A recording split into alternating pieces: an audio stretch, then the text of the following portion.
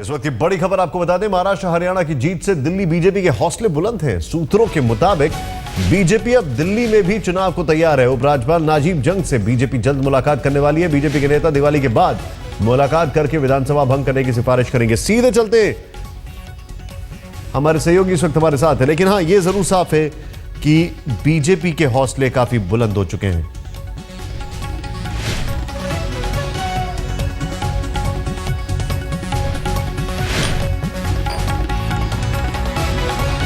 जो खबरें आ रही है उसके मुताबिक विधानसभा चुनाव के लिए तैयार है। जल्द ही एलजी से मुलाकात कर दिल्ली बीजेपी के नेता विधानसभा भंग करने की सिफारिश करेंगे।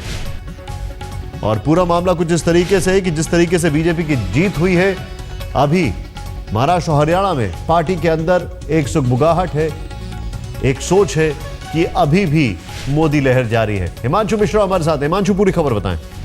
निशान, देखिए, बिल्कुल मोदी लहर जारी है। जिस तरीके से 2 राज्यों में विधानसभा चुनावों में बीजेपी हरियाणा में पूर्ण बहुमत मिला और महाराष्ट्र में सबसे बड़ी पार्टी बनकर उभरी, और इतनी सीटें शायद किसी पॉलिटिकल पार्टी को जो है वो महाराष्ट्र के अंदर नहीं मिली है।